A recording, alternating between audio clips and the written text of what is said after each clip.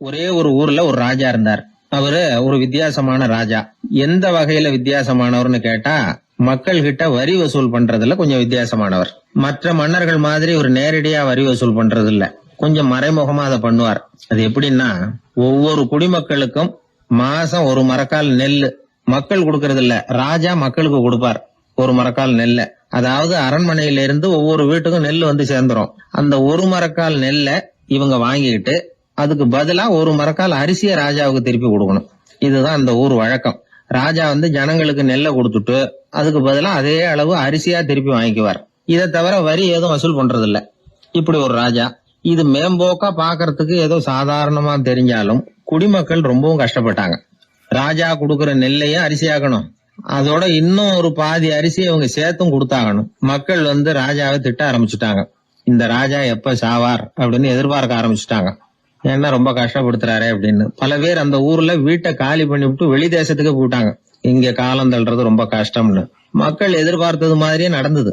அந்த மன்னன் நோய் வந்து படுத்த படுக்கை ஆயிட்டான். ராஜா இப்படி சாக கிடக்குறாருன்னு தெரிஞ்சும் மக்கள் யாருமே வந்து பாக்கல. எப்படி பாப்பாங்க? அவர் தான் எப்ப போவாருன்னு பாத்துக்கிட்டு இருக்கிறாங்களே. என்ன ஏன் யாருமே வந்து பார்க்க மாட்டேங்கிறாங்க நம்ம குடிமக்கள்ல அப்படின்னு மந்திரி கிட்ட கேட்டார் ராஜா. நம்ம ஊர்ல மக்கள் எங்க இருக்காங்க பாக்குறதுக்குன்னாரு அவரு. ஏன் என்னாச்சு அவங்களுக்குன்னு கேட்டார். அமைச்சர் அப்பதான் அரசனுக்கு அவன் பண்ணின தவற வந்து சுட்டி காட்டினார். மக்களுக்கு இழைத்த கொடுமையை எடுத்து சொல்லி புரிய வச்சார். அதுக்கப்புறம் தான் மன்னருக்கு ஞானோதயம் வந்தது. செய்த பாவங்களை எண்ணி வருத்தப்பட்டான். மெதுவா அமைச்சர் பக்கம் திரும்பி, எங்க என் புள்ளன்னு கேட்டான். அவர் எங்கேயாவது ஊர் சுத்திக்கிட்டு இருப்பார், சூதாட்ட விடுதிகள்ல கிடப்பார் அப்படின்னாரு அமைச்சர். அவன் எங்க இருந்தாலும் உடனே அழைச்சிட்டு வாங்கன்னு உத்தரவு போட்டார் ராஜா. அடுத்த நாளே இளவரசனை கொண்டாந்து நிறுத்தினாங்க. தந்தையே, என்ன செய்யணும்னா சொல்லுங்க அப்படின்னு கேட்டான் இளவரசன். அவர் சொன்னார், மகனே, மக்களுக்கு வந்து நான் பொல்லாதவன் ஆயிட்டேன், அவங்க எல்லாம் என்ன நல்லவன்னு சொல்லணும். அப்படி அவங்கள சொல்ல வைக்க வேண்டியது உன்னோட பொறுப்புன்னார். தந்தையே, நீங்க வந்து கவலைப்படாதீங்க, உங்களை ரொம்ப ரொம்ப நல்லவர்னு மக்கள் சொல்லும்படியாக நான் செய்யறேன் அப்படின்னா பையன். அதுக்கப்புறம் கொஞ்ச நாள்ல பையன் பட்டத்துக்கு வந்தான். அவன் என்ன பண்ணான், வரி வசூல் பண்ற முறையில ஒரு மாற்றத்தை உண்டு பண்ணான். என்ன மாற்றம் பண்ணனான்னா, ஒவ்வொரு வீட்டுக்கும் ஒரு மரக்கால் உமியை கொடுக்கறது, அதுக்கு பதிலா ஒரு மரக்கால் அரிசியை வாங்கிக்கிறது. அப்பா என்ன பண்ணாரு, நெல்லை கொடுத்துட்டு அரிசியா வாங்கினார். இவன் மகன் வந்து உமியை கொடுத்துட்டு அரிசியா வாங்கினான். கொஞ்ச காலம் ஆச்சு. ஒரு நாள் மந்திரியை கூப்பிட்டு கேட்டான், அமைச்சரே, நம்ம ஊர் மக்கள் என்ன பேசிக்கிறாங்க அப்படின்னு. உங்க அப்பா ரொம்ப நல்லவன்னு பேசிக்கிறாங்க அப்படின்னாரு அமைச்சர். எப்படி இருக்கு பாருங்க, இவன் பண்ற கொடுமையில அப்பங்கார ரொம்ப நல்லவன் ஆயிட்டான். அதாவது இளவரசனை விட பழைய மன்னரே ரொம்ப நல்லவர், ரொம்ப பாதி கஷ்டம் தான் இது முழு கஷ்டம்ங்கிறது மாதிரி ஆயிட்டுது. எப்படியோ அப்பாவுக்கு கொடுத்த வாக்க புள்ள காப்பாத்தி விட்டான். அதாவது மன்னர் ரொம்ப நல்லவர்னு சொல்ல வைக்கிறேன்னு தானே சொன்னான், அதே மாதிரி சொல்ல வச்சுட்டான். இந்த காலத்துல இது மாதிரி அப்பாவுக்கு உதவுற பிள்ளைகள் உண்டு. ஒரு பிள்ளையாண்டான்னு சொன்னான், நான் எங்க அப்பாவுக்கு ரொம்ப ரொம்ப உதவியா இருக்கிறேன் அப்படின்னா. அப்படியா, உங்க அப்பாவுக்கு ரொம்ப உதவியா இருக்கிறியா அப்படின்னா, உங்க அப்பா என்ன செஞ்சுட்டு இருக்காருன்னு கேட்டேன். சும்மாதான் இருக்கிறார் அப்படின்னா அவன். சும்மா இருக்கிறதுக்கு இவன் உதவியா இருக்கிறானா? இப்படி இருக்கிறாங்க. அதாவது நல்லவன் அப்படின்னு பேர் வாங்குறது ரொம்ப கஷ்டம். அத வந்து எந்த வகையில வாங்கணும்னு முடிவு பண்றதுதான் முக்கியம். அதனால வாழ்க்கையில நாம வந்து மன்னரா இருந்தாலும் சரி, சாதாரண மக்களா இருந்தாலும் சரி, நல்லவன் அப்படிங்கிற பேர் வாங்குறது ரொம்ப முக்கியம். அப்படி நல்லவன்கிற பேர் வாங்கிட்டா வாழ்க்கை ரொம்ப சுலபமா அமையும். ஜப்பான்ல உள்ள ஒரு புத்த விகாரை, அங்க ஒரு வயசான பௌத்த குரு தங்கியிருக்கிறார். ஒரு நாள் ராத்திரி கடுமையான குளிர், அவரால் தாங்க முடியல. பார்த்தார், மரத்துல செஞ்ச புத்த சிற்பங்கள் அங்க நிறைய இருந்தது. அதுல ஒன்றை எடுத்து அதுக்கு தீ மூட்டி அந்த நெருப்புல குளிர் காஞ்சிக்கிட்டு இருக்கிறார். மர சிற்பம் தீ வச்சதும் படபடன்னு வெடிக்க ஆரம்பிச்சுட்டுது. அந்த சத்தத்தை கேட்டதும் அந்த புத்த விகாரையின் குருக்கள் வெளியில ஓடி வந்தார்.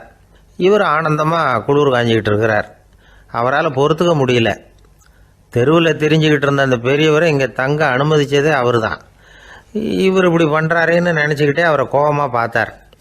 ஏன் இப்படி கோபமாக பார்க்குறீங்க, இப்படி வந்து உட்காருங்க அப்படிங்கிறாரு இவர். அவருக்கு இன்னமும் கோபம் வந்துட்டுது. எங்கள் கடவுளை வந்து எரிச்சுட்டீங்களே அப்படின்னு சத்தம் போட்டாராம். அப்படியா அப்படின்னு கேட்டுக்கிட்டே அந்த சாம்பலை கிளறினார் இவர். என்ன செய்கிறீங்கன்னு கேட்டிருக்காரு அவர். நான் எலும்புகளை தேடுறேன்னாராம். நீங்கள் ஒரு பைத்தியம், இது ஒரு மர சிற்பம், இதில் எலும்புகள் கிடையாது அப்படின்னாராம். அவருக்கு கோபம் வந்துட்டுது. உடனே வெளியில் போங்கன்னு கத்தியிருக்கார். வெளியில் தள்ளி கதவையும் சாத்தி விட்டாராம். மறுநாள் காலையில் கதவை திறந்து பார்த்தா அந்த வயசான பெரியவர் ஒரு மயில்கல் மேலே சில காட்டு பூக்களை வச்சு புத்தம் சரணம் கச்சாமின்னு சொல்லிக்கிட்டே இருக்கிறார். இவருக்கு சந்தேகமாக போட்டுது. கிட்ட போனார். என்ன செஞ்சுக்கிட்டு இருக்கீங்கன்னு கேட்டார். இது என்னுடைய காலை நேர பிரார்த்தனைன்னாராம். நிஜமாவே நீங்கள் ஒரு பைத்தியமாக தான் இருக்கணும், ஏன்னா அது ஒரு மைல்கல் அப்படின்னாராம். இப்போ அந்த பெரியவர் சொன்னாராம், நீங்கள் ஒரு மரத்தை புத்தராக நினைக்கும் பொழுது நான் ஏன் ஒரு மைல்கல்ல புத்தராக நினைக்கக்கூடாது? நான் புத்தரை எரிக்கலாம், ஏன்னா அவரை நான் நேசிக்கிறேன். அந்த சிற்பம் மரத்தால் ஆனதுங்கிறது எனக்கு தெரியும். நான் ஒரு மைல்கல்ல தொழலாம், ஏன்னா அது எனது பூக்களை தாங்குது. நான் இந்த மைல்கல்லுக்குள்ளே மறைஞ்சிருக்கிற புத்தரை பார்க்கிறேன். யாராவது ஒரு சிற்பி இதை சிலையாக்கினாதான் நீங்கள் புத்தரை பார்க்க முடியும். அன்னைக்கு ரொம்ப குளிராக இருந்தது. நான் எனக்குள்ளே இருக்கிற புத்தரையும் பாதுகாக்கணும். உள்ளே இருக்கிற புத்தரை காப்பாற்றுறதுக்காக வெளியில் உள்ள புத்தரை எரிக்கலாம், அதில் ஒன்றும் தப்பு இல்லை. அது அவருடைய போதனையிலேயே இருக்குது. உனக்குள் ஜோதியாக இரு அப்படிங்கிறது அவருடைய போதனை. என்னுடைய புத்தர் குளிரில் நடுங்கிட்டு இருந்தார். அந்த மர சிற்பங்கள் வெயில் மழையில் உணர்ச்சி இல்லாமல் இருந்தது, அதனால் அப்படி பண்ணினேன். ஆனால் நீங்கள் என்ன பண்ணீங்க? நான் ஒரு மர புத்தரை எரிச்சதுக்காக உயிருள்ள புத்தரை வெளியில் தள்ளி கதவை சாத்தினீங்க அப்படின்னாராம் அந்த பெரியவர். உண்மையான பக்திங்கிறது இதுதான். அதாவது உனக்குள் ஜோதியாக இரு அப்படின்னு புத்தர் சொன்னார் இல்லையா, அது மாதிரி தனக்குள் ஜோதியாக இருக்கிற இந்த காலத்து ஆசாமிகள் நிறைய பேர் உண்டு. எப்பவும் போதையிலேயே இருக்கிறவங்க. ஒரு நாள் நடு ராத்திரி ஒரு மது கடையில் ஒரு ஆள் அங்குள்ள சிப்பந்திகள் கிட்ட கேட்டுக்கிட்டு இருக்கிறான். மறுபடியும் இந்த கடை எப்போ திறப்பாங்கன்னு கேட்டானா. நாளைக்கு காலையில் 8 மணிக்கு திறப்பாங்க அப்படின்னு நானும் அங்கே இருந்த ஆள். அவன் திருப்பி திருப்பி அதையே கேட்டுக்கிட்டு இருக்கான். இவனுக்கு பதில் சொல்லி சொல்லி அழுத்து போச்சு. அதான் சொல்கிறேன் ஐயா, நாளைக்கு காலையில் வா அப்படின்னாங்களாம். அதுக்கு இவன், நான் வர்றதுக்காக கேட்கலையா, நேத்திக்கு வந்தவன் உள்ளேயே மாட்டிக்கிட்டேன், வெளியில் போகிறதுக்காக கேட்டேன் அப்படின்னான். என்னுடைய நண்பர் ஒருத்தர், அவர் விரல்ல நகமே இருக்காது. என்ன காரணம்னு நினைக்கிறீங்க? எல்லாத்தையும் அவரே கடிச்சு துப்பிடுவார். அப்படி ஒரு பழக்கம். சின்ன குழந்தைகள் நகம் கடிக்குது, விரல் சூப்புது. இதுக்கு என்ன காரணம் தெரியுமா? குழந்தைகள் மனசுல ஏற்படக்கூடிய ஒருவித பாதுகாப்பின்மை, இன்செக்யூரிட்டி, அல்லது தான் சரியா கவனிக்கப்படல அப்படிங்கிற எண்ணத்தோட வெளிப்பாடு தான் அது அப்படிங்கிறாங்க டாக்டர்கள். சில இடங்கள்ல 2வது குழந்தை பிறந்த உடனே பெரியவர்கள் கவனம் முதல் குழந்தைகிட்ட இருந்து கொஞ்சம் விலகி 2வது குழந்தைகிட்ட போயிடும். அந்த சமயத்துல முதல் குழந்தைக்கு இந்த பழக்கம் ஏற்படுறதுக்கு வாய்ப்பு உண்டாம். சில குடும்பங்கள்ல கணவன் மனைவி 2 பேருமே வேலைக்கு போறவங்களா இருப்பாங்க. குழந்தை ரொம்ப நேரத்துக்கு பெற்றவங்களை பிரிஞ்சு இருக்க வேண்டிய சூழ்நிலை இருக்கும். குழந்தை ஒரு பாதுகாப்பின்மையை உணர ஆரம்பிக்கும். இந்த பழக்கம் வந்துடும். அதனால ஒரு குழந்தைக்கு தான் ஒதுக்கப்படுறோம் அப்படிங்கிற நினைப்பு வராம பாத்துக்கணும். வளர்ந்த குழந்தைகளும் நகம் கடிக்கும். வயசானவங்க கிட்டையும் இந்த பழக்கம் இருக்கும். இது ஒரு மனச்சிதைவின் வெளிப்பாடு அப்படிங்கிறாங்க மனநல நிபுணர்கள். அம்மா அப்பா திட்டினாலும் சரி, அல்லது ஆசிரியர் திட்டினாலும் சரி, இந்த பழக்கம் வந்துடும். நாம தவறு பண்ணிட்டோம் அப்படிங்கிற நினைப்பு வர்ற சமயம் நகம் கடிக்க ஆரம்பிச்சிருவோம். ஏதோ ஒண்ணு அடையணும் அப்படின்னு நினைக்கிறோம், அதை அடைய முடியல.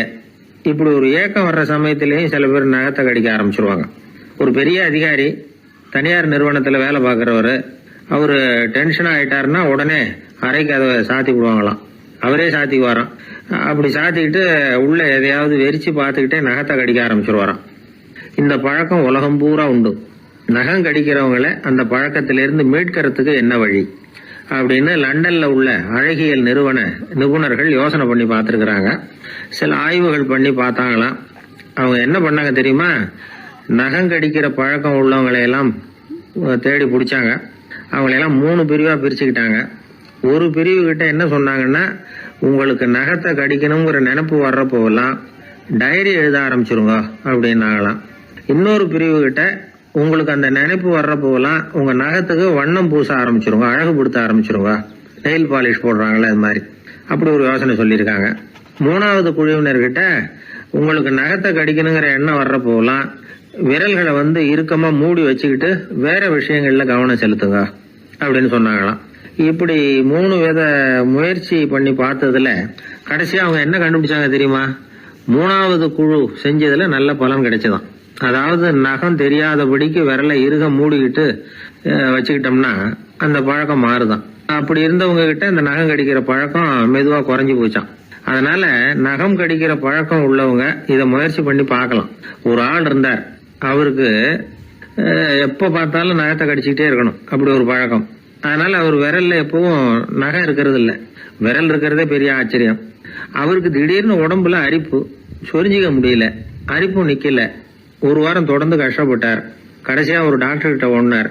அவர் எல்லாத்தையும் விவரமா கேட்டுக்கிட்டு கடைசியா கொஞ்சம் மாத்திரை கொடுத்து வேலைக்கு ஒண்ணு சாப்பிடு அப்படின்னாராம். இந்த மாத்திரை எதுக்கு டாக்டர்? அரிப்பு நிக்கிறதுக்கா அப்படின்னாராம். இல்ல நகம் வளர்றதுக்காக அப்படின்னாராம் இந்த டாக்டர். ஒருத்தர் ரொம்ப அவசரமா வந்தார். சார், மனுஷன் நிம்மதியா இருக்கிறதுக்கு என்ன வழின்னு கேட்டார். சீக்கிரமா ஒரு கல்யாணத்தை பண்ணீங்க, எல்லாம் சரியா போடும் அப்படின்னோம். அவர் ஒரு மாதிரியா பார்த்தார். ஏற்கனவே எனக்கு கல்யாணம் ஆயிட்டுது சார், அதனால தானே நிம்மதியா இருக்கிறதுக்கு வழி கேட்கறேன் அப்படின்னார். சரி, இவர் ஒரு மாதிரியான கேஸ் அப்படின்னு நினைச்சுக்கிட்டு நம்மகிட்ட இருந்த ஒரு சின்ன புத்தகத்தை அவர்கிட்ட தூக்கி கொடுத்தோம். இதை படிச்சு பாருங்கன்னு. கல்யாணத்துக்கு பிறகும் சந்தோஷமா இருக்கிறதுக்கு என்ன வழி அப்படிங்கிற கேள்விக்கு அந்த புத்தகத்துல விளக்கம் இருந்தது. கணவன் மனைவிக்குள்ள சிக்கல் வராம இருக்கிறதுக்கு அதுல சில வழிகளை சொல்லி கொடுத்துருக்குறாங்க. அதெல்லாம் என்னென்ன அப்படிங்கறத இப்ப பார்க்கலாமா? குடும்பம்னு இருந்தா கோபம் வரதான் செய்யும், அது வந்துட்டு போட்டும் பரவாயில்ல. ஆனா அந்த கோபம் ஒரே நேரத்துல 2 பேருக்கும் வந்துடாம பாத்துக்கணும். ஒரு சமயத்துல யாராவது ஒருத்தர் தான் கோபப்படணும், அடுத்தவங்க அமைதியா இருக்கணும். அதுக்கப்புறம் இவர் அமைதியான உடனே அவங்க ஆரம்பிச்சுக்கலாம். கோபமா ஏதாவது சொன்னா உடனே கோபமா பதில் சொல்லக்கூடாது. கொஞ்சம் பொறுத்து கோபம் தீர்ந்த உடனே அந்த பதில சொல்லலாம். அப்போ பதில் கோபமா இருந்தா கூட அது அவ்வளவு பெருசா தெரியாது. அற்ப விஷயத்துக்கெல்லாம் காய்ச்சி மூச்சுன்னு கத்திட்டு இருக்க கூடாது. உங்க 2 பேருக்குள்ள ஒரு தர்க்கம் ஆரம்பமாயிட்டுதுன்னு வச்சுக்கோங்க. கடுமையா 2 பேரும் விவாதம் பண்றீங்க. உங்கள ஒருத்தர் இதுல ஜெயிக்கணும்னா அது நீங்களா இருக்க வேணாம், அடுத்தவங்க ஜெயிக்கிறதுக்கு நீங்க துணையா இருங்களேன். அப்படின்னா நீங்க கொஞ்சம் விட்டு கொடுக்கணும், அவ்வளவுதான். ஏதாவது குத்தம் சொல்லணுமா, செஞ்ச தப்ப சுட்டி காட்டணுமா, விமர்சனம் பண்ணணுமா, பண்ணுங்க, வேணான்னு சொல்லல. ஆனா சொன்னதை அப்படி சொல்றத கொஞ்சம் அன்பா இதமா சொல்லுங்க. எப்போ நடந்த தவறுகளை எல்லாம் இப்போ போய் மறுபடியும் ஞாபகப்படுத்திட்டு இருக்க வேண்டாம். நான் அப்பவே சொன்னேன் இந்த புடவை வேணாம்னு, நீங்க தான் கேட்கல, இப்ப பாருங்க கிழிஞ்சு போச்சு இப்படின்னு கத்துனாங்க ஒரு அம்மா. எப்போ சொன்னீங்கன்னு கேட்டா ஒரு 10 வருஷத்துக்கு முன்னாடி தீபாவளி சமயத்துல அப்படிங்கிறாங்க. அது என்ன இன்னும் அப்படியே புதுசாகவே இருக்கும்? உங்களுக்கு அவரு தான் பெருசு, அவருக்கு நீங்க தான் பெருசு. அதை விட இந்த உலகத்துல வேற எதுவும் முக்கியம் இல்லைன்னு நினைக்கணும். நீ தான் என்னுடைய உலகம்னு எத்தனை தடவை சொல்லியிருப்பீங்க? அதெல்லாம் வெறும் வசனமா போயிடக்கூடாது. ஏதாவது ஒரு பிரச்சனையை பத்தி கடுமையா விவாதம் பண்ணிட்டு இருக்கீங்க, அதை அப்படியே பாதியில விட்டுட்டு படுக்கைக்கு போயிடக்கூடாது. சொச்சத்தை நாளைக்கு பேசிக்கலாம்னு. அப்படி போனா தூக்கம் வராது. பிரச்சனையை ஒரு முடிவு பண்ணிக்கிட்டு அதுக்கப்புறமா தூங்க போகணும். ஒரு நாள்ல ஒரு தடவையாவது உங்க ஜோடியை பாராட்டி நல்ல விதமா கனிவா ஒரு வார்த்தை சொல்லணும் அப்படின்னு தீர்மானம் பண்ணீங்க. ஏதாவது தப்பு பண்ணிவிட்டீங்கன்னா பரவாயில்ல, அதை ஒத்துக்கிறதுக்கும் மன்னிப்பு கேட்கறதுக்கும் தயாரா இருக்கணும். அது ஒன்றும் கேவலம் கிடையாது. வீட்டுக்குள்ள தானே கேட்க போறீங்க, வெளியில யாருக்கு தெரிய போகுதோ. எப்படியோ உங்களுக்குள்ள ஒரு சமரசம் ஆனா சரிதான். ஒரு தகராறுன்னு எடுத்துக்கிட்டா குறைஞ்சபட்சம் அதுக்கு 2 பேர் தேவை. தனியாவே உட்காந்துக்கிட்டு நான் இப்ப தகராறு பண்ணிட்டு இருக்கிறேன் அப்படின்னு யாரும் சொல்ல முடியாது. 2 பேர் தகராறு பண்றாங்கன்னா பொதுவா அந்த 2 பேர்ல யாரு அதிகமா பேசுறாங்களோ அவங்க பேர்ல தான் தப்பு இருக்கும். அதை மனசுல வச்சுக்கணும். இதெல்லாம் தான் அந்த புத்தகத்துல போட்டிருக்கிற வழிமுறைகள். இவ்வளவும் சரியா வரலன்னா அப்புறமா சொல்லுங்க, வேற புத்தகம் ஏதாவது இருக்கான்னு தேடுவோம். ஒரு கணவன் தன்னுடைய மனைவியை அழைச்சிட்டு ஒரு மனோதத்துவ டாக்டர் கிட்ட வந்தாரா. டாக்டர், எங்களுக்கு கல்யாணம் ஆகி 30 வருஷ காலமா நாங்க ஒரு விஷயத்துல கூட ஒத்து போனதில்லை அப்படின்னு ஆரம்பிச்சார். உடனே அந்த அம்மா குறுக்கிட்டு, அது 30 வருஷம் இல்ல 32 வருஷம் அப்படின்னாங்களாம். ஐயா, என்னுடைய நூல் வெளியீட்டு விழாவுக்கு அவசியம் நீங்க வரணும் அப்படின்னு கூப்பிட்டார் ஒருத்தர். எப்போ வரணும்னு கேட்டேன். அடுத்த வாரம்னார். சரி, புத்தகம் தயாராகிட்டுதா அப்படின்னு. நாளைக்கு தான் அச்சிக்க கொடுக்க போறேன்னார். என்னங்க இது, புத்தகம் அச்சிடுறதுக்கு முன்னாடியே அழைப்புதழை அச்சடிச்சுட்டீங்களே அப்படின்னு கேட்டேன். அதனால என்னங்க, அந்த காலம் மாதிரி அப்போல்லாம் அச்சுக்கலை எவ்வளவோ முன்னேறியாச்சுங்க. Linotype, monotype, phototype, laser, இப்படி என்னென்னமோ வந்தாச்சு. இன்னைக்கு கொடுத்தா நாளைக்கே புத்தகம் தயார் அப்படின்னார். இப்படி இந்த அளவுக்கு முன்னேறி இருக்கிற இந்த அச்சுக்கலை ஆரம்பத்தில் எப்படி இருந்தது தெரியுமா? அந்த காலத்துல காகிதம்னா என்னன்னே தெரியாது. அப்படி ஒன்று கண்டுபிடிக்கப்படவே இல்லை. அப்பெல்லாம் எதையாவது ஒன்று எழுதணும்னா அதுக்கு ஆட்டு தோலை தான் பயன்படுத்தி இருக்கிறாங்க. கண்ணுக்குட்டி தோல் கூட அதுக்கு உபயோகப்பட்டு தான். ஐரோப்பாவில் இருந்த பாதிரியார்கள் தோல் எழுதப்பட்ட புத்தகத்தை தயாரிக்கிறதுல ரொம்ப கெட்டிக்காரங்களாம். எகிப்து, அப்புறம் மத்திய தரைக்கடல் ஓரத்தில் உள்ள நாடுகள், இங்கே எல்லாம் தோல் தான் எழுது பொருளாக பயன்பட்டு வந்திருக்குது. ஆனால் நம்ம நாட்டில் ஓலைச்சுவடிகளை எழுத்துக்கு பயன்படுத்தி இருக்கிறாங்க. எழுதுறதுக்கு தோலை பயன்படுத்தினவங்க பிறகு பேப்பரைஸ் அப்படிங்கிற கோரை புல்லை வந்து அதுக்கு பயன்படுத்தினாங்களாம். இதெல்லாம் அப்படி கொஞ்சம் கொஞ்சமாக கண்டுபிடிச்சிட்டு வந்திருக்கிறாங்க. அந்த புல்லை வந்து கச்சிதமாக நறுக்க வேண்டியது, நல்லா பதப்படுத்த வேண்டியது, அதுக்கப்புறம் அதில் எழுத வேண்டியது, அவ்வளவுதான். பேப்பருங்கிற சொல்லே இந்த பேப்பைரஸ் அப்படிங்கிறதுலேருந்து வந்தது தான். அதுக்கப்புறம் தான் காகிதம் வந்தது. இதை முதல்ல சீன நாட்டில் தான் கண்டுபிடிச்சாங்க. அது வந்த பிறகு அச்சு எந்திரம் கண்டுபிடிக்க வேண்டிய அவசியம் ஏற்பட்டது. அதை கண்டுபிடிச்சவர் ஜெர்மானிய அறிவியல் அறிஞர் ஜான் கூட்டன்பர்க். அச்சு கலைக்கு அடித்தளம் அமைச்சவர் அவர் தான். ஜெர்மனியில் மெயின்ஸ் அப்படிங்கிற ஊரில் 1399 பிறந்தார். அவரோட மாமன் ஒருத்தர் உலோக வேலையில் வல்லவர். அவர்கிட்ட அந்த வேலையை கற்றுக்கிட்டார். அதோட வைர கற்களை வந்து பட்டை தீட்டுறதுலையும் ரொம்ப தேர்ச்சி பெற்றிருந்தார். இளம் வயசுலேயே சும்மா இருக்க மாட்டாராம். எதை செஞ்சாலும் அதை திறமையாக செய்வாராம். அவர் தான் முதல்ல மர அச்சு எழுத்துக்களை உருவாக்கினார்.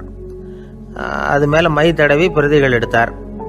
அதுக்கப்புறம் உலோக எழுத்துக்கள், முதல்ல காரியம், அப்புறம் இரும்பு, அப்புறம் கலப்பு உலோகம், பிறகு அச்சடிக்கிறதுக்கு எந்திரம் ஒன்றையும் உருவாக்கினார். முதல்ல பைபிள் அச்சடித்தார்.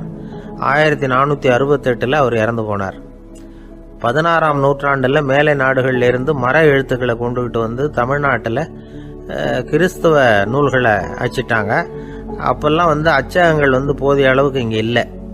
அதுக்கு என்ன காரணம்னா, இந்தியர்கள் வந்து அச்சகங்களை நடத்தக்கூடாது அப்படின்னு சட்டம். 1835 வரைக்கும் அந்த சட்டம் வந்து நடைமுறையில் இருந்தது. இந்த நிலைமையில் அங்கேயும் இங்கேயுமா 1-2 அச்சகங்கள் ஆரம்பமாச்சு. 1713 தரங்கம்பாடியில் லூத்தரன் மிஷன் அச்சகம், அதே ஆண்டில் சென்னையில் எஸ்பிசிகே அச்சகம். இது ரெண்டும் தான் இந்தியாவில் முதல்ல தொடங்கப்பட்ட அச்சகங்கள். ஆட்டுத்தோல்லையும் ஓலைச்சுவடியிலையும் எழுதப்பட்ட எழுத்துக்கள் இன்னைக்கு எங்கேயோ போயிட்டுது. ஆனால் நம்ம ஊரில் எழுத்தாளர்கள் நிலைமை தான் ஒன்றும் சொல்லிக்கிறது மாதிரி இல்லை. நம்ம ஆள் ஒருத்தர் சொன்னார், சார் நான் சொந்தத்தில் ஒரு அச்சாபீஸ் வச்சுருந்தேன், இப்போவும் வச்சுருக்கிறேன். அதனால் என்னுடைய படைப்புகளை புத்தகமாக வெளியிடுறதுல எனக்கு ஒன்றும் கஷ்டம் இல்லை. வருஷத்துக்கு ஒரு புத்தகம் எழுதி வெளியிட்டுருவேன். 15 வருஷமாக இலக்கிய உலகத்துக்கு இப்படி சேவை செஞ்சுக்கிட்டு வர்றேன். ஆனால் இந்த வருஷம்தான் வாசகர்கள் வந்து எனக்கு பாராட்டு விழா நடத்தி இருக்கிறாங்க அப்படின்னார். இந்த வருஷம் அப்படி என்ன விசேஷம் அப்படின்னு கேட்டோம். இந்த வருஷம்தான் நான் எந்த புத்தகம் எழுதி வெளியிடாமல் இருந்தேன், அதுக்காகத்தான் எனக்கு இந்த பாராட்டு விழா அப்படின்னார். ஒரு சின்ன பையன் வந்தான். அவனை பார்த்து ஒரு கேள்வி கேட்டோம். ஏன்ப்பா உங்கள் வீட்டில் அம்மா புத்திசாலியா அப்பா புத்திசாலியா அப்படின்னு. அவன் அலட்சியமாக நம்மளை பார்த்து சிரிக்கிறான். என்ன சார் இது, இந்த காலத்தில் இது கூட தெரியாமல் இருக்கிறீங்களே அப்படிங்கிறான். ஒரு சின்ன பையன் நம்மளை பார்த்து இப்படி கேட்டு விட்டானே அப்படின்னு நினைக்கிறப்போ நமக்கு ஒரு மாதிரி ஆகிடும். அதுக்கப்புறம்தான் இந்த தாத்தா பாட்டியெல்லாம் சொல்கிற ஒரு கதை ஞாபகத்துக்கு வந்தது. அது என்ன கதை தெரியுமா? ஒரு ஊரில் ஒரு அம்மாவும் பிள்ளையும் இருந்தாங்களாம். அந்த மகனுக்கு திடீர்னு தேசாந்திரம் போய் வரணும்னு ஆசை வந்துட்டுது. ஊராக போய் சுற்றி பார்க்கணுங்கிற ஆசை. அந்த அம்மாவுக்கு இது பிடிக்கல. மகனை பிரிஞ்சு இருக்கிறதுக்கு அவங்க மனசு இடம் கொடுக்கல. வேணாப்பான்னு சொல்லி பார்த்தாங்க, அவன் கேட்கல. திடீர்னு புறப்படவும் செஞ்சுட்டான். சரி, இனிமேல் அவனை தடுக்க முடியாதுன்னு முடிவு பண்ணிக்கிட்டாங்க அந்த அம்மா. இருந்தாலும் புத்திசாலித்தனமாக ஒரு யோசனை பண்ணாங்க. மகனை கிட்டத்தில் கூப்பிட்டாங்க. அவங்ககிட்ட சொன்னாங்க, இதை பாருப்பா, நீ தேசாந்திரம் போகிறதுன்னு தீர்மானம் பண்ணிவிட்ட, அதை நான் தடுக்கலை, போயிட்டு வந்துடும். ஆனால் போகிறதுக்கு முன்னாடி எனக்கு ஒரு வாக்குறுதி கொடுத்துட்டு போ அப்படின்னாங்க. போகிறப்போ ராத்திரியாக இருந்தாலும் பகலாக இருந்தாலும் சரி, புளிய மரத்து நிழலில் தான் தங்கணும். திரும்பி வர்றப்போ இரவும் பகலும் நீ வந்து வேப்ப மரத்து நிழல்லே தங்கணும் அப்படின்னாங்க. சரி, அப்படியே செய்கிறேன்னு சொல்லி வாக்குறுதி கொடுத்தான் பையன். புறப்பட்டு போனான். போகிற வழியில் புளிய மரத்து நிழல்லையே தங்கினான், தூங்கினான். அப்படி போய்கிட்டே இருந்தான். 7ஆவது நாள் அவன் உடம்பு சுகமில்லாமல் போயிட்டுது. ரொம்பவும் பலவீனமாயிட்டான். இனிமேல் நடக்க முடியாதுங்கிற நிலைமை வந்துட்டுது. யோசிச்சு பார்த்தான். சரி, இதுக்கு மேலே வந்து போக வேண்டாம் அப்படின்னு முடிவு பண்ணிட்டு திரும்பி வர ஆரம்பிச்சுட்டான். திரும்பி வர்றப்போ வழியில் வேப்ப மரத்து நிழல்லையே தங்கி வந்தான். நாளுக்கு நாள் உடம்பு சரியாக வந்துட்டுது. 7ஆவது நாள் வீட்டுக்கு வந்து சேர்றான். உடம்பு பழையபடியே கலகலப்பாயிட்டுது. பூரண சுகம். தேசாந்திரம் போன பையன் திரும்பி வந்துட்டானே அப்படின்னு அந்த அம்மா ஆச்சரியப்படலை. ஏன்னா அவங்களுக்கு தெரியும் இப்படி ஆகும்னு. பையன் சீக்கிரமாக திரும்பி வரணுங்கிறதுக்காக தான் அவங்க அந்த யோசனையை சொன்னாங்க. என்ன விஷயம்ங்கிறதையும் அவங்களே சொன்னாங்க. மகனே, புளிய மரத்து நிழல் உடம்புக்கு உஷ்ணத்தை கொடுக்கும், சீக்கம் உண்டாக்கும். அதனால் நீ தொடர்ந்து புளிய மரத்து நிழலில் தங்கினாவே நோய்க்கு ஆளாயிட்ட. அதனால் பயணத்தை முடிச்சுக்கிட்டு திரும்பி வரணுங்கிற முடிவுக்கு வந்துட்ட. திரும்பி வர்றப்போ நீ தங்கினது வேப்ப மரத்து நிழல். அது உடம்புக்கு குளிர்ச்சியை தரக்கூடியது, நோயை தீர்க்கக்கூடியது. அதனால் சுகமாக வீட்டுக்கு சேர்ந்துட்ட. உன்னோட தேசாந்திர பயணத்தை தடுக்கிறதுக்காக தான் இப்படி பண்ணினேன் அப்படின்னாங்களாம் அந்த அம்மா. பார்த்தீங்களா அம்மாவோட புத்திசாலித்தனத்தை? அப்பாவாக இருந்தால் இப்படியா பண்ணுவார்? ஒரு அப்பா பையன்கிட்ட 10 ரூபா கொடுத்து இதை எடுத்துக்கிட்டு அடுத்த ஊருக்கு போய் அங்கே இருக்கிற மாமா கிட்ட இதை கொடுத்துட்டு வாடா, வழியில் எங்கேயாவது மரத்தடியில் படுத்து தூங்கி விடாதே அப்படின்னு எச்சரிக்கை பண்ணி அனுப்புனாராம். பையனுக்கு எச்சரிக்கையாக வாழறது எப்படிங்கிறத கற்றுக் கொடுக்கறதுக்காக இப்படி பண்ணார். அவன் பணத்தை வாங்கிக்கிட்டு போனான். அப்பா சொன்னதை மறந்துட்டு ஒரு மரத்தடியில் படுத்து தூங்கிட்டான். அவனுக்கு தெரியாமல் அவன் பின்னாடியே போன அப்பா அவன் கையில் இருந்த அந்த 10 ரூபாயை நைஸாக எடுத்துகிட்டு வந்துட்டார். அவன் பையில் தானே வச்சுருந்தான், அது தெரியாமல் எடுத்துகிட்டு வந்துட்டார். அவன் தூங்கிக்கிட்டு இருக்கான். எடுத்துகிட்டு ஒரு மறுபடியும் வீட்டுக்கு வந்துட்டார். பையன் முழிச்சுக்கிட்டு பையை தடவி பார்க்குறான், பணத்தை காணும். அழுதுகிட்டே திரும்பி வந்தான். அப்பா கிட்ட விஷயத்த சொன்னான். அப்பா சிரிச்சுக்கிட்டே சொன்னார், அதுக்கு தான்ப்பா ஆரம்பத்திலேயே எச்சரிக்கை பண்ணினேன், இனிமேலாவது நீ ஜாக்கிரதையாக இருக்கணும் அப்படிங்கிறதுக்காக தான் இப்படி பண்ணினேன். அந்த பணம் எங்கேயும் போயிடல, நான் தான் அதை உனக்கு தெரியாமல் எடுத்து வச்சிருக்கிறேன். இதோ பாரு அப்படின்னு சொல்லிட்டு சைடு பாக்கெட்டில் கையை விட்டா அது ஓட்டையாக இருக்குது. அதை எவனோ ஏற்கனவே கத்திரிச்சு எடுத்துகிட்டு போட்டான். இப்போ அப்பா முகத்தில் அசடு வழிஞ்சுதான். கடற்கரை ஓரமாக ஒரு பெரியவர் கையால் மணலை கீறிக்கிட்டே உட்காந்துருக்கிறார். என்னத்தையும் தேடிட்டு இருக்கிறது மாதிரி தெரிஞ்சுது. மெதுவாக கிட்டத்தில் போய் என்னத்தை தேடிட்டு இருக்கிறீங்க அப்படின்னு கேட்டோம். அவரு சாவகாசமாக நிமிந்து பார்த்து நிம்மதியை தேடிட்டு இருக்கிறேன்னார். நாங்கள் ஒரு மாதிரி ஆயிட்டோம். இருந்தாலும் சமாளிச்சுக்கிட்டு, சார் மணல்ல கிழிஞ்சல் தான் கிடைக்கும், நிம்மதி கிடைக்காது அப்படின்னோம். சரி, இன்னைக்கு வசமா நம்ம கிட்ட ஒரு ஆள் மாட்டிக்கிட்டார் அப்படின்னு நினைச்சு அவர் பக்கமா போய் உட்காந்துக்கிட்டு கதை சொல்ல ஆரம்பிச்சிட்டோம். ஒரு பெரிய மன்னர் இருந்தார். அவருக்கு எல்லா வசதியும் இருந்தது. இருந்தாலும் ஒரே ஒரு குறை. அது என்னன்னா நிம்மதி இல்லைங்கிற குறை. அரண்மனையில தினமும் கலை நிகழ்ச்சி, நாட்டியம் எல்லாம் நடந்துகிட்டு தான் இருந்தது. இருந்தாலும் நிம்மதி இல்லை. சரி, நிம்மதி எங்க கிடைக்கும் அப்படின்னு தேட ஆரம்பிச்சார். உடனே அதுக்கான முயற்சிகள்ல தீவிரமா இறங்கினார். நாட்டில் உள்ள தத்துவ மேதைகளை எல்லாம் கூப்பிட்டுட்டு வர சொன்னார். எல்லாரும் சேர்ந்தாங்க. அவங்கள பார்த்து நிம்மதி எங்க இருக்குது அப்படின்னு விசாரிச்சார். அவங்களுக்கு அது தெரிஞ்சா ஏன் இப்படி ராஜா முன்னாடி நின்றுட்டு இருக்க போறாங்க? ராஜாவோட கேள்விக்கு ஒவ்வொருத்தரும் ஒவ்வொரு மாதிரி விளக்கம் கொடுக்க ஆரம்பிச்சிட்டாங்க. எந்த பதிலும் ராஜாவுக்கு திருப்தி அளிக்கக்கூடிய அளவுக்கு இல்லை. சரி, போயிட்டு வாங்கன்னு சொல்லி அவங்கள எல்லாம் அனுப்பி வச்சுட்டார். ஒரு நாள் அவர் மாளிகையில உப்பரிகையில நின்றுட்டு இருக்கிறார். அந்த சமயத்துல தெருவுல ஒரு பிச்சைக்காரன் ரொம்ப உல்லாசமா பாட்டு பாடிக்கிட்டே போயிட்டு இருக்கிறான். குரல்ல ஒரு சந்தோஷம், நடையில ஒரு மிடுக்கு. அவன்கிட்ட கொஞ்சம் கூட கவலை இருக்கிறதா தெரியல. உடனே ராஜா அதை பார்த்தார். ஏவலாளிகளை கைதட்டி கூப்பிட்டார். உடனே ஓடி போய் அந்த பிச்சைக்காரனை இங்க அழைச்சிட்டு வாங்கன்னு உத்தரவு போட்டார். இவங்க உடனே ஓடி போய் அவனை கூப்பிட்டாங்க. அரண்மனைக்கு வாழ்ந்தாங்க. அவன் வரல. அரண்மனைக்குள்ள அடி எடுத்து வைக்க மாட்டேன்னு சொல்லிவிட்டான். ராஜா கிட்ட விஷயத்த சொன்னாங்க. அவருக்கு ரொம்ப ஆச்சரியம், இப்படி ஒரு ஆள் இருக்கிறானா அப்படின்னு. சரி, அவன் என்னதான் சொல்றான் அப்படின்னு விசாரிச்சார். இவன் மறுபடியும் தெருவுக்கு போய் கேட்டாங்க. என்ன பார்க்கணும்னா ராஜா விருப்பப்பட்டாருன்னா அவரை வேணும்னா இங்க வர சொல்லுங்க அப்படின்னு சொல்லிவிட்டான். அதை ராஜா கிட்ட சொன்னாங்க. அவருக்கு கோபம் வரல. இவ்வளவு சுதந்திர உணர்வோடு இருக்கிறவன் சாதாரண ஆளா இருக்க முடியாது அப்படின்னு நினைச்சார். உடனே கிடுகிடுன்னு இறங்கி தெருவுக்கு வந்தார். பிச்சைக்காரங்கிட்ட போனார். நீ கவலைப்படாம சந்தோஷமா பாடிட்டு போறியே, அது எப்படி முடியுது உன்னால அப்படின்னு கேட்டார். ஏன் அப்படி கேக்குறீங்கன்னா, அவன் அதுக்கு இல்ல, எனக்கு அரண்மனையில எவ்வளவோ சுகபோகங்கள்லாம் இருக்கு, இருந்தாலும் நிம்மதி இல்ல. இது ஏன்னு எனக்கு தெரியல. இந்த தேசத்துல உள்ள அறிஞர்களை எல்லாம் கூப்பிட்டு கேட்டு பார்த்துட்டேன், அவங்களுக்கும் தெரியல. உன்னை கேட்டா தெரியும்னு நினைச்சேன், அதனாலதான் சந்திக்கிறதுக்கு ஆசைப்பட்டேன். ஆனா நீ வரமாட்டேன்னுட்டியே அப்படின்னார். பிச்சைக்காரன் கடகடன்னு சிரிக்க ஆரம்பிச்சுட்டான். மகிழ்ச்சிக்கும் உங்களுக்கும் தடையா இருக்கிறது இந்த மாளிகை தான். இதை விட்டுட்டு வெளியில வந்துட்டா நிம்மதி தேடிட்டு வந்துரும்னா. நான் அரசன், எனக்குன்னு கடமைகள் இருக்கு, அதையெல்லாம் விட்டுட்டு எப்படி வர முடியும்னார் ராஜா. ரெண்டும் ஒரே நேரத்துல கிடைக்கணுங்கிறது முடியாத காரியம். உங்க சுகபோகத்துக்கு விலையாதான் உங்க நிம்மதியை கொடுத்துக்கிட்டு இருக்கிறீங்க. என்ன பாருங்க, என்கிட்ட எதுவும் இல்லை, அதனால எதுவும் போயிடுமோங்கிற பயமும் இல்லை, நிம்மதியா இருக்கிறேன் அப்படின்னா அவன். ராஜா உடனே சந்தோஷப்பட்டு தன்னுடைய மேலங்கியை எடுத்து அவனுக்கு பரிசா கொடுத்தாரான். அவன் சிரிச்சுக்கிட்டே அதை வாங்க மாட்டேன்னு விட்டானான். இதை நீங்க எனக்கு கொடுக்கறதுனால எந்த பயனும் இல்லை, அதே நேரத்தில் அதை வாங்கிட்டேன்னா அடுத்த வினாடியிலிருந்து அதை எப்படி காப்பாத்துறதுங்கிற கவலை எனக்கு வந்து சேர்ந்துடும். அப்புறம் தூக்கம் வராது, நிம்மதி போயிடும் அப்படின்னு நானா சொல்லிவிட்டு அவன் பாட்டுக்கு சந்தோஷமா பாடிக்கிட்டே போயிட்டான். நிம்மதி எங்க இருக்குங்கிறதையும் ராஜா தெரிஞ்சுக்கிட்டார். அந்த இடத்துக்கு தன்னால போக முடியாதுங்கிறதையும் அவர் புரிஞ்சுக்கிட்டார். இப்படி இந்த கதைய அந்த கடற்கரையில மணலை கீறிக்கிட்டே உட்கார்ந்துருந்தார அந்த பெரியவர்கிட்ட சொல்லி முடிச்சோம். அவர் முகத்துல ஒரு தெளிவு தெரிஞ்சது. எங்களை நிமிர்ந்து பார்த்தார். ரொம்ப நன்றிங்க, இப்ப எனக்கு தெரிஞ்சு போச்சு. நிம்மதி வேணும்னா அதுக்கு என்ன பண்ணணும்னு இப்ப நல்லா புரிஞ்சுக்கிட்டேன் அப்படின்னார். என்ன புரிஞ்சுக்கிட்டீங்கன்னு கேட்டோம். இனிமே இந்த பக்கம் வந்தா உங்க கண்ணுல படாத இடமா பார்த்து உட்காரணும்னு புரிஞ்சுக்கிட்டேன் அப்படின்னார். ஒரு ஆளு ராமகிருஷ்ணரை தேடி வந்தான்.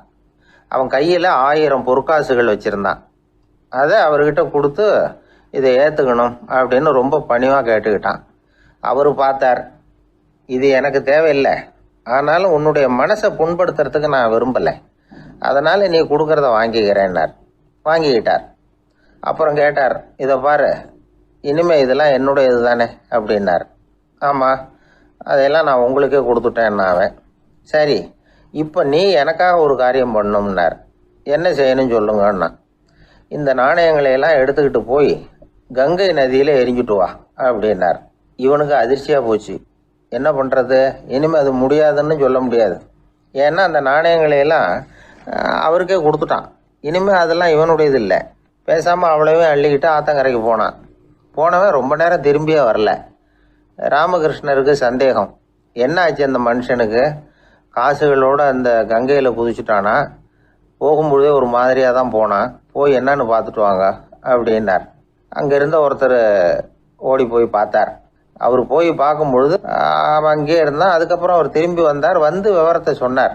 அதாவது அவன் கங்கை கரையில் உட்காந்துக்கிட்டு ஒவ்வொரு நாணயமா 1 2ன்னு எண்ணி எண்ணி வீசிக்கிட்டு இருக்கிறான்.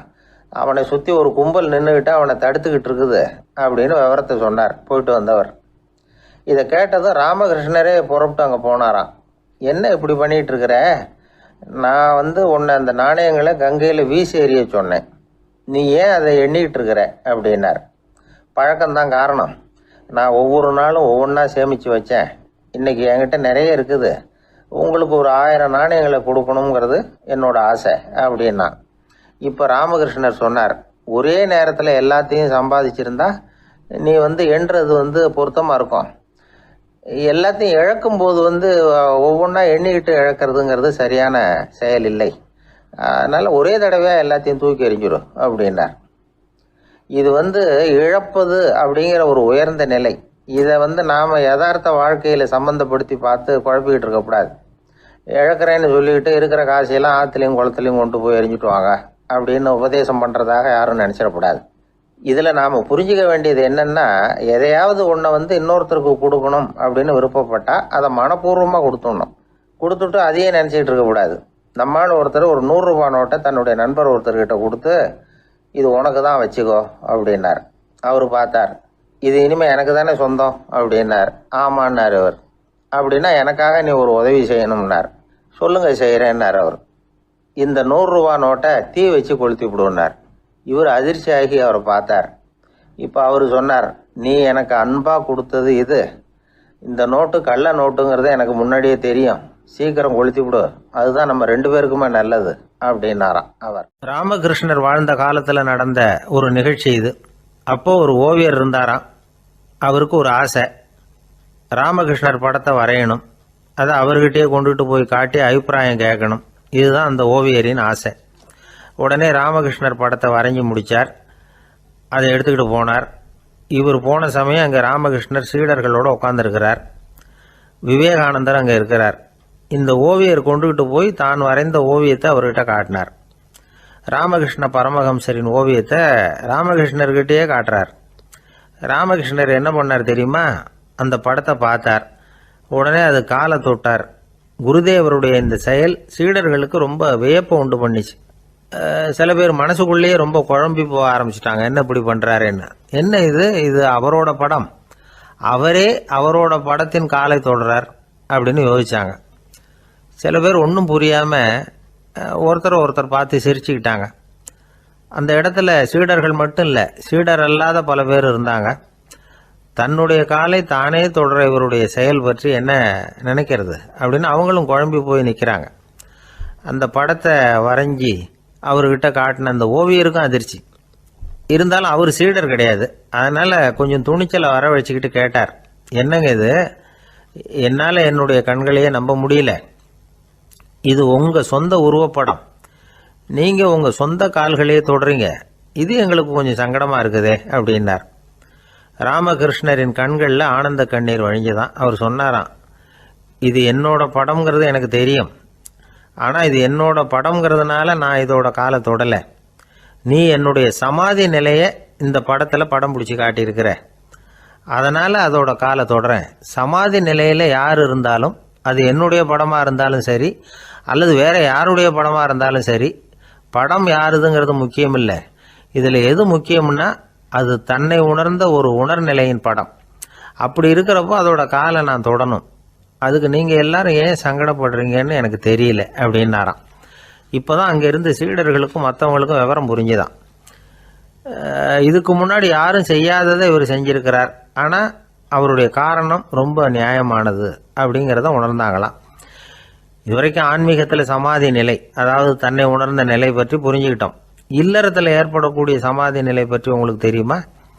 ஒரு அம்மா டாக்டர்கிட்ட வந்து சொன்னாங்களாம், டாக்டர், என் வீட்டுக்காரருக்கு உடம்புல ஏதோ கோளாறுன்னு நினைக்கிறேன், நான் எவ்வளவு நேரம் பேசினாலும் காதில் விழாதது மாதிரி உட்கார்ந்துருக்கிறார் அப்படின்னாங்களாம். அதுக்கு அந்த டாக்டர் சொன்னாராம், அம்மா, அது உடம்பு கோளாறு இல்லை, அது ஒரு பெரிய திறமை அப்படின்னாராம். ஒரு கணவன் மனைவி எப்போ பார்த்தாலும் அவங்க 2 பேருக்கும் இடையில சண்டை வந்துக்கிட்டே இருந்தது. இதில் என்ன ஆச்சரியங்கிறீங்களா? நான் அதுக்காக சொல்ல வரல, இது வேறு விஷயம். அதாவது சண்டை போடாமல் இருக்கிறதுக்கு வழி சொல்கிற தகவல் இது. நான் சொன்ன அந்த கணவன் மனைவி எப்படின்னா, கணவன் ஒரு வார்த்தை சொன்னால் மனைவி கிட்டேருந்து 2 வார்த்தை பதிலாக வரும். இதுக்கு கணவன்கிட்டேருந்து 4 வார்த்தை பதிலாக வரும். இப்படி வார்த்தைகள் பெருகி போய் கடைசியில் வம்பில் வந்து முடியும். அந்த அம்மா பொறுத்து பார்த்தாங்க, அவங்களால தாக்கு பிடிக்க முடியல. பக்கத்து வீட்லேயும் ஒரு கணவன் மனைவி இருந்தாங்க, அவங்களுக்குள்ளே சண்டை வர்றதில்ல. அது எப்படி அவங்களால மட்டும் சண்டை போடாமல் இருக்க முடியுது அப்படின்னு இந்த அம்மாவுக்கு ஆச்சரியம். ஒரு நாள் நேராக பக்கத்து வீட்டு அம்மாக்கிட்டே போய், ஏம்மா, நீங்கள் எப்படி கணவனும் மனைவியும் சண்டை போட்டுக்காமல் இருக்கிறீங்க, அது எப்படி முடியுது உங்களால் அப்படின்னு கேட்டாங்க.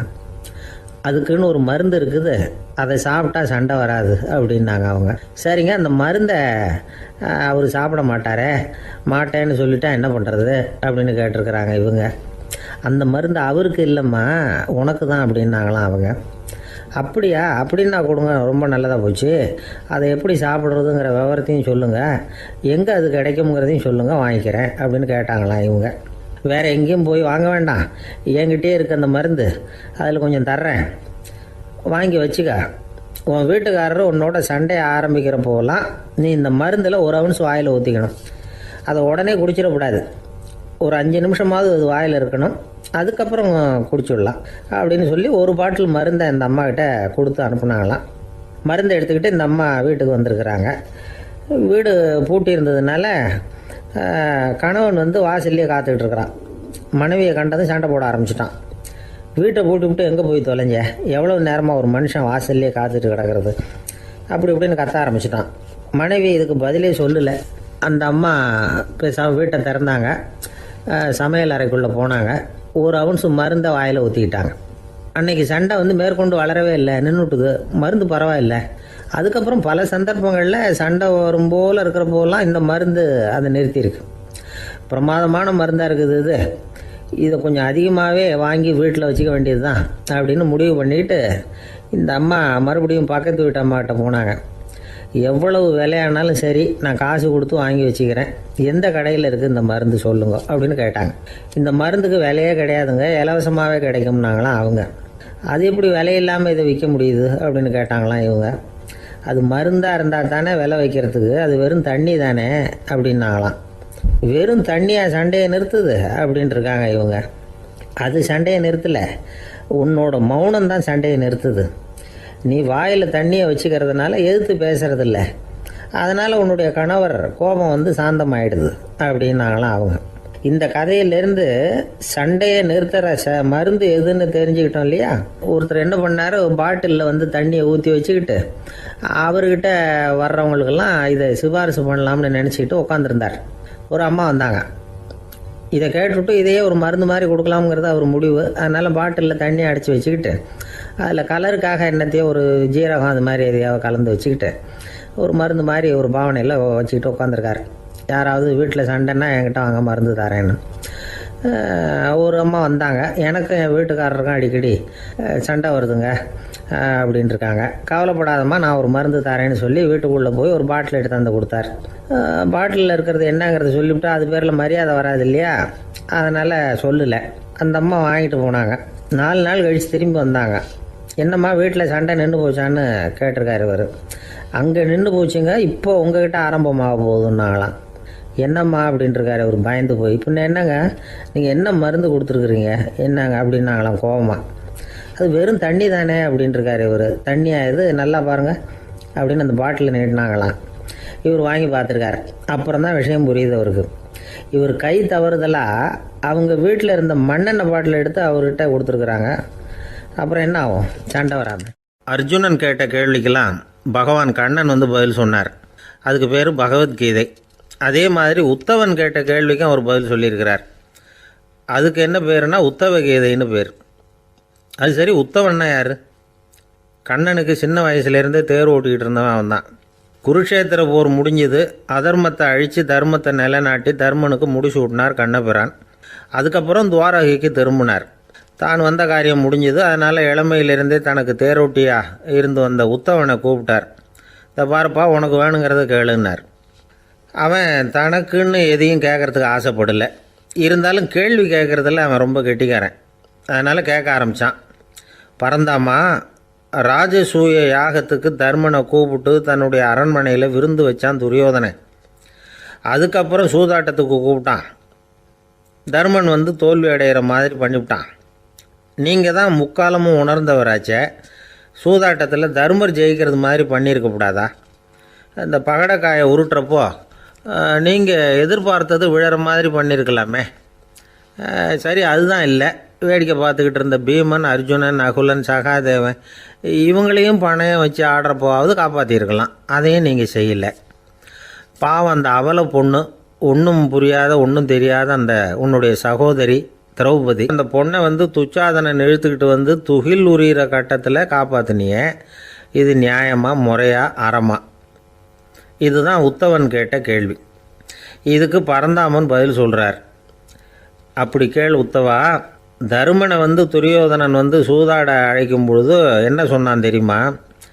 நான் பணையம் வைக்கிறேன், எனக்கு பதிலாக என்னுடைய மாமன் சகுனி பகடைக்காய்களை உருட்டுவான்னு சொன்னான். உடனே தருமன் எனக்கு பதிலாக என்னுடைய மைத்துனன் கண்ணன் வந்து பகடைக்காய்களை உருட்டுவான்னு சொல்லியிருக்கலாமே. அப்படி சொல்லலை. என்ன செஞ்சான் தெரியுமா? துரியோதனன் கூட சூதாட்டத்துக்கு சம்மதிச்சிட்டோம், கடவுளே இது என்னுடைய மைத்துனன் கண்ணபிரானுக்கு தெரியக்கூடாது அப்படின்னு வேண்டிக்கிட்டான். இதனால் தருமன் வந்து எனக்கு வந்து மனசால் தடை போட்டுட்டான். அதனால் அரண்மனைக்கு வெளியிலேயே என்னை கூப்பிடுவாங்கன்னு நான் காத்துக்கிட்டு இருந்தேன்.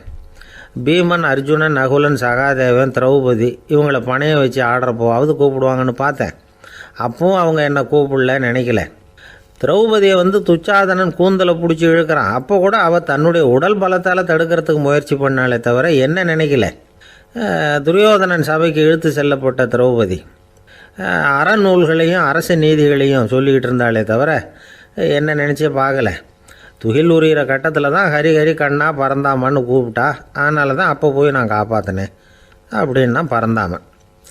அப்படின்னா நீ அழைச்சாதான் போவியா, நீயா போக மாட்டியா அப்படின்னு கேட்குறான் உத்தவன். ஆமாம், நான் கூப்பிட்டா தான் போவேன்.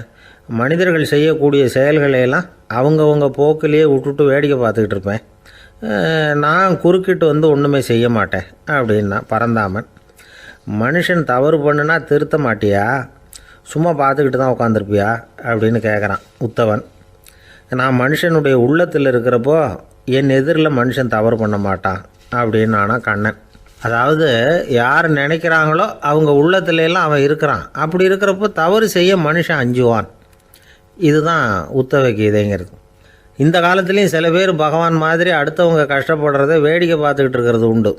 அன்னைக்கு அப்படித்தான். நடுத்தெருவில் ஒரு திருடனை பிடிச்சி எல்லாரும் சேர்ந்து அடிச்சுக்கிட்டு இருக்கிறாங்க. ஒரு ஆள் மட்டும் தள்ளி நின்று அதை வேடிக்கை பார்த்துக்கிட்டு இருக்கான். பார்த்துக்கிட்டு சிரிச்சுக்கிட்டு இருக்கிறான். என்ன சார் இது, பாவம் அந்த ஆளை போட்டு அப்படி அடிக்கிறாங்களே அப்படின்னும். அடிக்கட்டும் சார், அவன் அடி வாங்க வேண்டிய ஆள் தான் அப்படின்னா அவன். ஏன் சார் அப்படி சொல்கிறீங்க அப்படின்னு கேட்டோம். பின்ன என்ன சார், நான் ஒருத்தர் பையில் இருந்த பர்ஸை எடுக்கிறதுக்கு முயற்சி பண்ணிக்கிட்டு இருந்தேன். அதுக்குள்ளே அவன் முந்திக்கிட்டு அபேஸ் பண்ணிவிட்டான். பர்ஸை அவன் எடுத்துட்டான். பார்க்கறதுன்னா எடுக்கிறது அவனா? என்ன சார் நியாயம் இது? நல்லா வாங்கட்டும் அப்படிங்கிறான். ஒரு ஊரில் ஒருத்தர் இருந்தான். ஏதோ ஒரு சின்ன அலுவலகத்தில் வேலை பார்த்துக்கிட்டு இருந்தான். ரொம்ப ஏழை. வர்ற கொஞ்சம் வருமானத்தை வச்சு வாழ்க்கையை ஓட்டிகிட்டு இருந்தான். ஒரு நாள் தெரு வழியாக அவன் நடந்து வந்துக்கிட்டு இருக்கிறான். தெருவில் ஒரு காசு கிடந்தது. அதை பார்த்துட்டான். அது குனிஞ்சு எடுத்தான். அது ஒரு பழங்கால காசு. அந்த காசு நடுவில் ஒரு துளை இருந்தது. அதாவது துளையிட்ட நாணயம். பழங்காலத்தில் புழக்கத்தில் இருந்த ஒரு நாணயம் அது. துளையிட்ட நாணயம் கிடச்சிதுன்னா ரொம்ப நல்லது, அது அதிர்ஷ்டம் அப்படின்னு ஒரு நம்பிக்கை உண்டு. இவன் கையில் அது கிடைச்சதும் ரொம்ப சந்தோஷப்பட்டான். இனிமேல் என்னுடைய கஷ்டம்லாம் தீரப்போகுது, அதிர்ஷ்டம் என்னை தேடி வரும், நான் பணக்காரன் ஆகிடுவேன் அப்படின்னு சொல்லிட்டு அந்த காசை தன்னுடைய கோட்டு பையில் பத்திரமா போட்டு வச்சுக்கிட்டான். அடிக்கடி அதை தொட்டு பார்த்துக்கிறது உண்டு, வெளியில் எடுக்க மாட்டான். இப்படியே கொஞ்ச காலம் ஆச்சு. அதுக்கப்புறம் என்னாச்சு தெரியுமா? நிஜமாகவே அதிர்ஷ்டம் அவனை தேடி வர ஆரம்பிச்சிட்டுது. செல்வம் வந்து குவிஞ்சுது. பணம், பதவி, புகழ் எல்லாம் வந்து சேர்ந்தது. சமூகத்தில் அவன் ஒரு பெரிய மனுஷன் ஆகிட்டான். எல்லாரும் அவனை பாராட்டினாங்க. அவன் எதை தொட்டாலும் வெற்றி, எல்லாம் அந்த காசோட மகிமை அப்படின்னு அவன் மனசுக்குள்ளே நினச்சிக்கிட்டான்.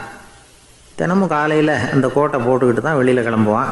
புறப்படுறதுக்கு முன்னாடி கோட்டு பாக்கெட்டை தொட்டு பார்த்துக்குவான், உள்ளே காசு இருக்கா அப்படிங்கிறத உறுதிப்படுத்திக்குவான். அதுக்கப்புறம் தான் வெளியில் கிளம்புவான்.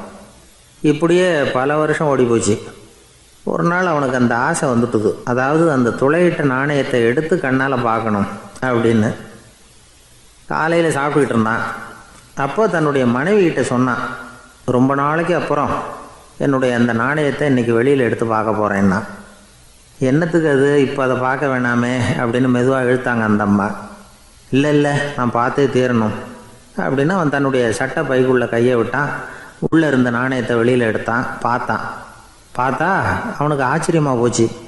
அந்த நாணயத்தில் துளையே இல்லை. என்ன ஆச்சு அப்படின்னு சொல்லி அவன் ரொம்ப குழம்பி போயிட்டான். இப்போ அந்த அம்மா சொன்னாங்க, நான் தான் ஒரு நாள் உங்கள் கோட்டு ரொம்பவும் தூசியாக இருக்கேன்னு சொல்லி அதை ஜன்னலுக்கு வெளியில் உதறினேன். உள்ளே இருந்த அந்த காசு அப்போ எனக்கு தெரியாது, ஞாபகத்தில் இல்லை. அது தெருவில் விழுந்துட்டது போல இருக்கு. அதுக்கப்புறம் எவ்வளவோ தேடி பார்த்தேன், கிடைக்கல. அதுக்குள்ளே அதை யாரோ எடுத்துகிட்டு போயிட்டாங்க போல இருக்கு. அது இல்லைங்கிறது உங்களுக்கு தெரிஞ்சால் வருத்தமாக இருக்குமேங்கிறதுக்காக நான் தான் வேற ஒரு நாணயத்தை எடுத்து சட்டை பைக்குள்ளே வச்சுட்டேன் அப்படின்னு விவரத்தை சொன்னாங்க அந்த அம்மா. இது எப்போ நடந்ததுன்னு கேட்டான். உங்களுக்கு அந்த காசு கிடைச்சதே அன்னைக்கு மறுநாளே இது நடந்து போச்சு அப்படின்னாங்களாம். இதை கொஞ்சம் யோசனை பண்ணி பாருங்கள்.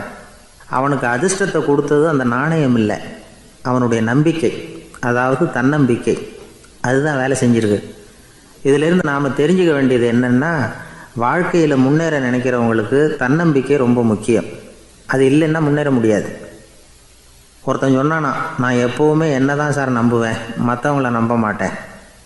நேற்றுக்கு பாருங்கள், திடீர்னு 10 பேர் என்னை அடிக்க வந்துட்டாங்க, நான் ஒருத்தனாகவே அதை சமாளித்தேன் அப்படின்றான் ரொம்ப பெருமையாக. அது எப்படின்னு கேட்டாங்களாம். ஒரே ஓட்டமாக அங்கேருந்து ஓடி வந்துட்டேன் அப்படின்னு.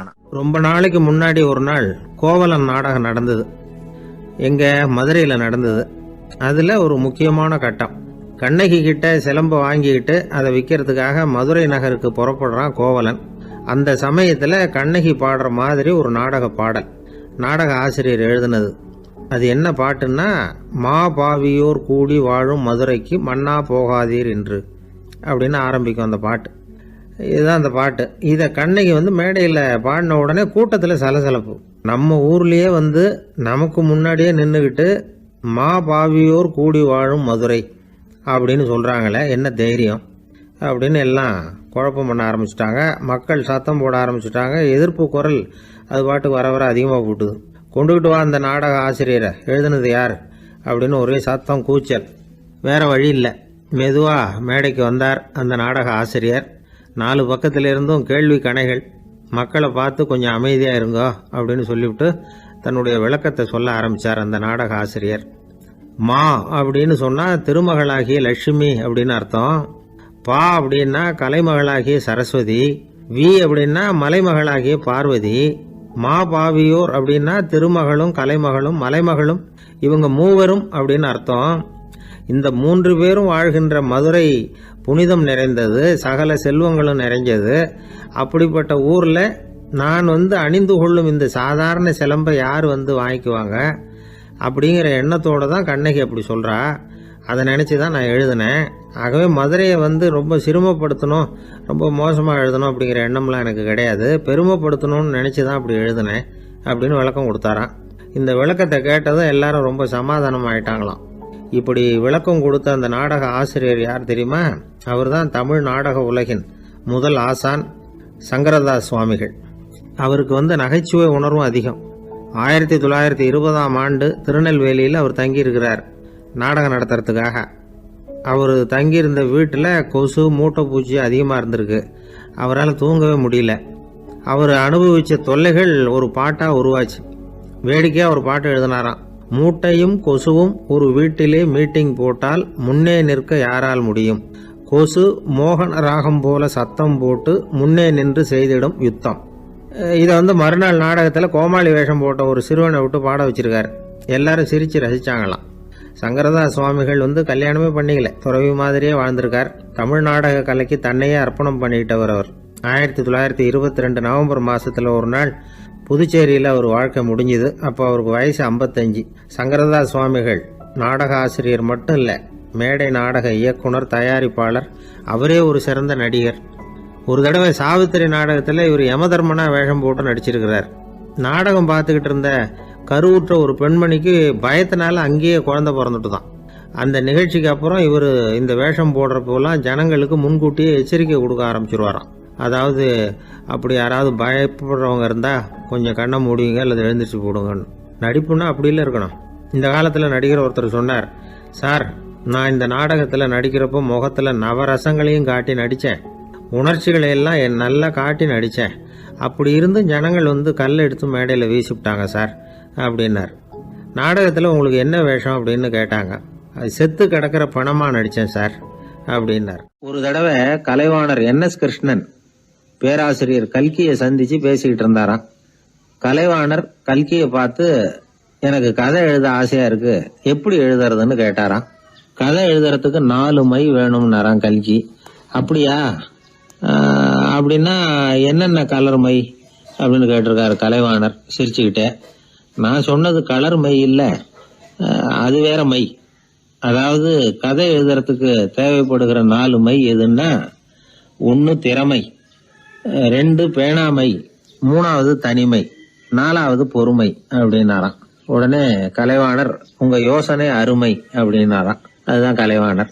பொதுவா எழுத்தாளர்கள் எழுதுற மாதிரி நடந்துக்கிறது இல்லை. ஆனா கலைவாணர் என்ன சொல்லுவாரோ அதே மாதிரி நடந்துக்குவார். எல்லாருக்கும் எல்லாம் கிடைக்கணுங்கிற கருத்தை சினிமா படங்கள்ல வலியுறுத்துவார். அதே மாதிரி நடைமுறை வாழ்க்கையிலேயும் எல்லாருக்கும் எல்லாமும் கொடுப்பார். பணம், பதவி, புகழ் இப்படி எதுவுமே இல்லாத ஒரு சாதாரண மனுஷனா இருந்தா கூட இவர் மனுஷனுக்கு கொடுக்கற மரியாதையில கொஞ்சமும் குறைச்சல் இருக்காது. இந்த குணம் சாதாரணமா எல்லாருக்கும் இருக்கிறது இல்ல. அவரு சினிமா தியேட்டருக்கு போய் சினிமா பாக்குறது வழக்கம்.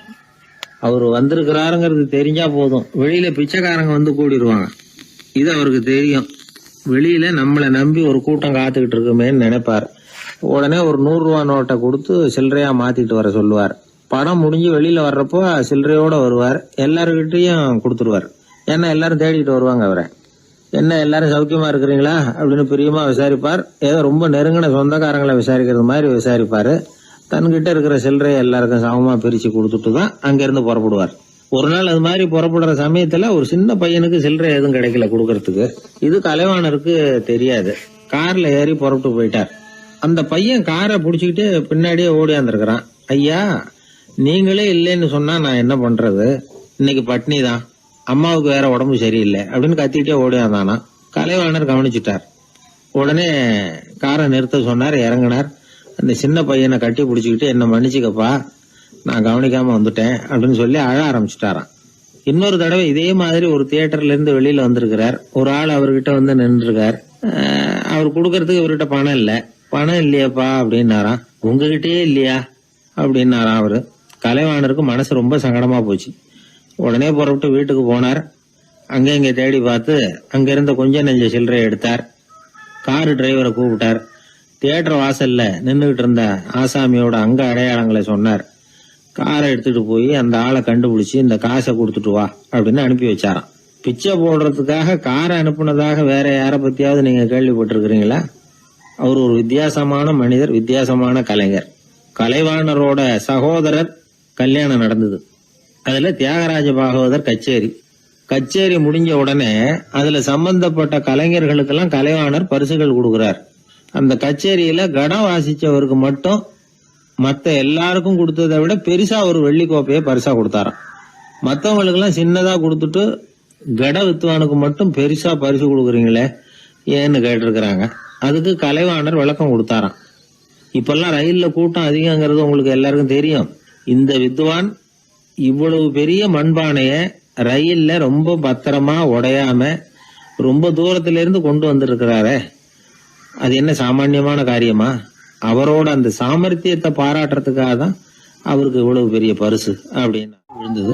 உடனே அவங்களுக்கு ஒரு ஆசை, கபீரை சந்திச்சு பேசணும் அப்படின்னு அவங்க ஆசைப்பட்டாங்க. அவங்க அப்படி ஆசைப்பட்டதுக்கு ஒரு காரணம் உண்டு. ஏன் அப்படி ஆசைப்பட்டாங்கன்னா, 2 ஞானிகளை சந்திக்க வச்சா பல அரிய தத்துவங்களை கேட்கறதுக்கு ஒரு வாய்ப்பு கிடைக்கும். அதனால அவங்க 2 பேரையும் எப்படியாவது சந்திக்க வச்சிடணும் அப்படின்னு அவங்க ஆசைப்பட்டாங்க. அந்த சீடர்கள் தங்களுடைய விருப்பத்தை அவர்கிட்டயே சொன்னாங்க. இது மாதிரி அவர் கபீர் இந்த ஊர்ல இருக்கிறதா தெரியுது, சந்திச்சா தேவையில்லைன்னு. சரி, கபீரை சந்திக்கலாம், ஆனா அவரோட பேசுறத பத்தி நான் எதையும் சொல்றதுக்கு இல்லை அப்படின்னு விட்டார் பரீத். ஏன் கபீரோட நீங்க எதுவும் பேச மாட்டீங்களா அப்படின்னு கேட்டாங்க சீடர்கள். அவரோட பேசுறதுக்கு எதுவும் இல்லை. ஏன்னா எனக்கு என்ன தெரியுங்கிறது அவருக்கு தெரியும், அவருக்கு என்ன தெரியுங்கிறது எனக்கு தெரியும். அப்படி இருக்கிறப்ப நாங்க 2 பேரும் பேசிக்கிறதுக்கு என்ன விஷயம் இருக்க போகுது அப்படின்னாரு அவர். இங்க நிலைமை இப்படி. கபீர் இருக்கிற இடத்துல என்ன நடந்தது தெரியுமா? இது மாதிரி பரீத் காசிக்கு வந்திருக்கிறார் அப்படிங்கிற விஷயம் கபீரின் சீடர்களுக்கு தெரிஞ்சது. உடனே அவங்களும் நீங்க ஷேக் பரீத்தை சந்திச்சு பேசணும்னு அவர்கிட்ட கேட்க ஆரம்பிச்சாங்க. அதுக்கு கபீர் சொன்னாராம், நாங்க 2 பேரும் சந்திச்சுக்கிட்டா ஒருத்தர் கட்டி தழுவிக்குவோம், ஆனந்த கண்ணீர் வடிப்போம், வார்த்தைகளால பரிமாறிக்கிறதுக்கு எங்ககிட்ட எதுவும் இல்லை அப்படின்னாராம். இருந்தாலும் 2 பக்கத்துல இருந்த சீடர்களும் அப்படி நினைக்கல. எப்படியும் இவங்க சந்திச்சுக்கிட்டா கொஞ்சமாவது பேசாம இருக்க முடியாது, ஏதாவது பேசிக்குவாங்க அப்படின்னு நினைச்சாங்க. அதனால தொடர்ந்து வற்புறுத்தினாங்க.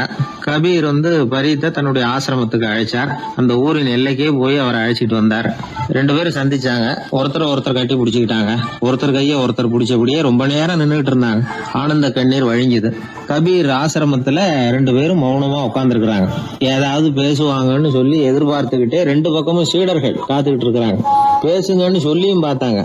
அதை கேட்டதும் லேசா சிரிச்சாங்களே தவிர எதுவுமே பேசிக்கலையாம். ஒரு நாள் பூரா இப்படியே போயிட்டுது. அதுக்கப்புறம் பரீத் கபீர் கிட்ட விடைபெற்றுக்கிட்டு புறப்பட்டார். ஏன் நீங்க பேசல அப்படின்னு சொல்லி கபீரின் சீடர்கள் கேட்டாங்களாம். அதுக்கு கபீர் சொன்னார், நாங்க 2 பேரும் உணர்ந்ததை சொல்றதுக்கு வார்த்தைகள் கிடையாது. எல்லாமும் உணர்ந்த பரீத்து கிட்ட பேசுறதுக்கு என்கிட்ட எதுவும் இல்லை, அதனால பேசல அப்படின்னார். இதே மாதிரி பரீத்தின் சீடர்களும் அவர்கிட்ட கேட்டிருக்கிறாங்க, ஏன் நீங்க பேசலன்னு. எங்க 2 பேர்ல யாராவது ஒருத்தர் பேச ஆரம்பிச்சிருந்தாலும் அதை போல முட்டாள்தனம் வேற எதுவும் இருக்க முடியாதுன்னாரு அவரு.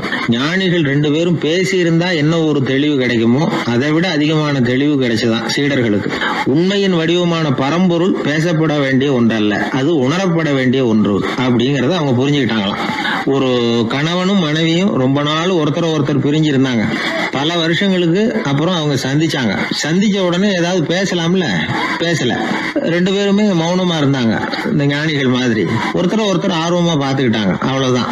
அந்த கணவனை தனியா கூப்பிட்டுக்கிட்டு போய் ஒருத்தர் விசாரிச்சார், ஏன்பா இவ்வளவு நாள் கழிச்சு சந்திக்கிறீங்க, நீயாவது முதல்ல வாயை திறக்கப்படாதான்னார். அதுக்கு அவர் சொன்னார், ஏற்கனவே நான் வாயை திறந்ததுனால தானே சார் இவ்வளவு காலமும் பிரிஞ்சு இருக்கிறது மாதிரி ஆச்சு, அதனால அவசரப்படாம பொறுமையா இருக்கிறேன் அப்படின்னாராம். அதனால பேச்சு